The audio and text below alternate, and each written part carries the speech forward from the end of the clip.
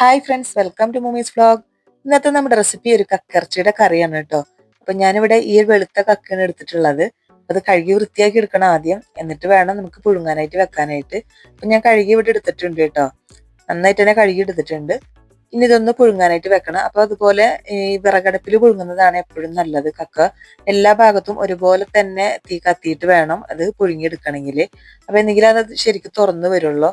അതിന് വേണ്ടിയിട്ടാണ് ഇങ്ങനെ ചെയ്യുന്നത് കേട്ടോ. അപ്പൊ ഞങ്ങൾ ഇവിടെ എപ്പോഴായാലും വിറകടുപ്പിലാണ് ഇങ്ങനെ പുഴുങ്ങിയെടുക്കുള്ളൂ.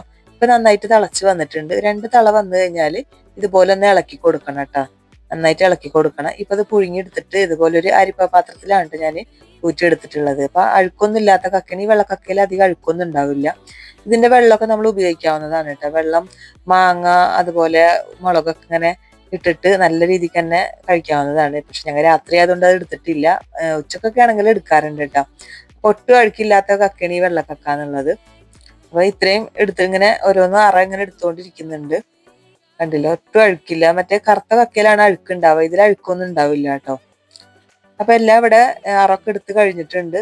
അത് വെള്ളത്തിലിട്ട് നന്നായി കഴുകി എടുക്കണം. അത് ഞാൻ അതിലേക്ക് വേണ്ടിയിട്ട് ഒരു അരപ്പ് തയ്യാറാക്കണം കേട്ടോ. അരപ്പ് തയ്യാറാക്കാനായിട്ട് 1/4 കപ്പ് തേങ്ങ ഞാൻ എടുത്തിട്ടുള്ളത്.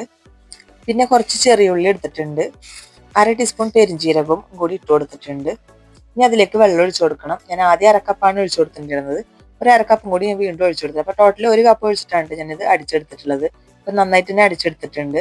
അപ്പൊ മഞ്ഞൾപ്പൊടി ഇടാൻ വിട്ടുപോകേണ്ടിയിരുന്നു. 1/2 ടീസ്പൂൺ മഞ്ഞൾപ്പൊടി ഇട്ടിട്ട് നന്നായിട്ടൊന്ന് അടിച്ചെടുത്തിട്ടുണ്ട്. പിന്നെ ഒരു മൺചട്ടിയിലാണ് ഞാൻ തയ്യാറാക്കുന്നത്. 2 ചെറിയ തക്കാളി, 3 പച്ചമുളകും ഇതുപോലെ ഒന്ന് കട്ട് ചെയ്തിട്ടിട്ടുണ്ട്. കുറച്ച് കറിവേപ്പിലയും കൂടി ഇട്ടിട്ടുണ്ട്. അപ്പൊ കക്ക നന്നായി കഴുകി വൃത്തിയാക്കി എടുത്തിട്ടുള്ളതാണ്. ഇനി അതിലേക്ക് നമുക്ക് കുറച്ച് കക്കയുണ്ട് ഞാൻ അതിലേക്ക് എടുക്കുന്നുള്ളൂ. കുറച്ച് കക്ക വറക്കാനായിട്ട് മാറ്റിയെടുത്തിട്ടുണ്ട്. മക്കൾ കറി വെച്ച കഴിക്കില്ല, അതുകൊണ്ട് തന്നെ കുറച്ച് വറക്കാനായിട്ട് മാറ്റി വെച്ചിട്ടുണ്ട്. 2 പിടിയാണ്, വലിയ കക്കയാണല്ലോ, അതുകൊണ്ട് തന്നെ 2 പിടി എടുത്തിട്ടുള്ളൂ. പിന്നെ ഒരു 1/2 ടീസ്പൂൺ മഞ്ഞൾപ്പൊടി, 1/2 ടീസ്പൂൺ മുളക് പൊടിയും, ആവശ്യത്തിനുള്ള ഉപ്പും കൂടി ഇട്ട് കൊടുക്കാം. ഇനി അതിലേക്ക് കുറച്ച് പുളി വേണം. അപ്പൊ ചെറിയൊരു നെല്ലിക്ക വലുപ്പത്തിലാണ് പുളി എടുത്തിട്ടുള്ളത്. അതൊന്ന് പിഴിഞ്ഞെടുക്കണം.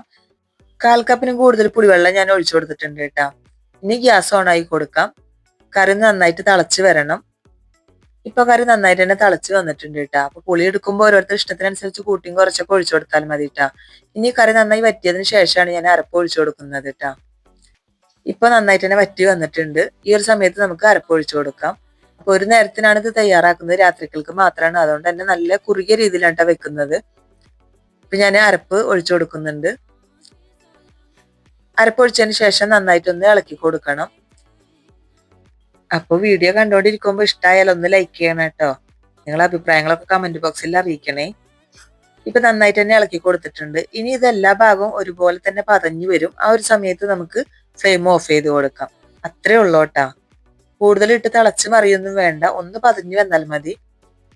ഇപ്പൊ കണ്ടില്ലേ, ഇതുപോലെ നന്നായിട്ട് തന്നെ പതഞ്ഞു വരും. ആ ഒരു സമയത്ത് നമുക്ക് ഫ്ലെയിം ഓഫ് ചെയ്ത് കൊടുക്കാം. നമ്മുടെ കറി ഇവിടെ റെഡി ആയിട്ടുണ്ട്. ഇനി അതിലേക്കൊന്ന് താളിച്ചൊഴിക്കണം. ഇനി ചട്ടി വെച്ച് കൊടുത്തിട്ട് അതിലേക്ക് 2 ടേബിൾ സ്പൂൺ വെളിച്ചെണ്ണ ഒഴിച്ചു കൊടുത്തിട്ടുണ്ട്.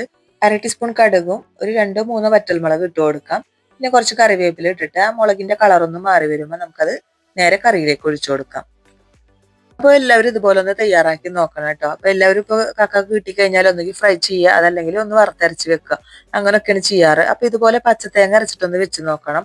സൂപ്പർ ടേസ്റ്റ് ആണ്. ഈ ഒരു കറിയുടെ ടേസ്റ്റ് വേറൊരു ലെവലാണ് കേട്ടോ. അപ്പൊ എല്ലാവരും തയ്യാറാക്കി നോക്കണം. അപ്പൊ അടിപൊളി ടേസ്റ്റുള്ള ഒരു കക്കറച്ചിയുടെ കറിയാണ് ഞാൻ ഇവിടെ നിങ്ങൾക്ക് മുമ്പിൽ കാണിച്ചത്. അപ്പൊ എല്ലാവർക്കും വീഡിയോ ഇഷ്ടപ്പെട്ടെന്ന് വിചാരിക്കുന്നു. വീഡിയോ ഇഷ്ടപ്പെട്ടാൽ ഒന്ന് ലൈക്ക് ചെയ്യുക, ഷെയർ ചെയ്യുക, സബ്സ്ക്രൈബ് ചെയ്യുക. അടുത്തുള്ള ബെല്ലേക്കും കൂടി ഒന്ന് എനേബിൾ ചെയ്യണം. അതിൽ ഓൾ എന്ന ഓപ്ഷൻ കൂടി ഒന്ന് ക്ലിക്ക് ചെയ്യാൻ മറക്കല്ലേ. പിന്നെ നിങ്ങളുടെ ഫ്രണ്ട്സിനും ഫാമിലിക്കും ഒന്ന് ഷെയർ ചെയ്ത് കൊടുക്കണം കേട്ടോ. ഇപ്പോൾ കമന്റ് ബോക്സിൽ ഹൈപ്പ് ദിസ് എന്നുള്ള ഓപ്ഷൻ കൂടി വന്നിട്ടുണ്ട്. അപ്പൊ എല്ലാവരും ഹൈപ്പും കൂടി ചെയ്തേക്കണേ. നല്ലൊരു വീഡിയോ ആയിട്ട് നമുക്ക് വീണ്ടും കാണാം. താങ്ക്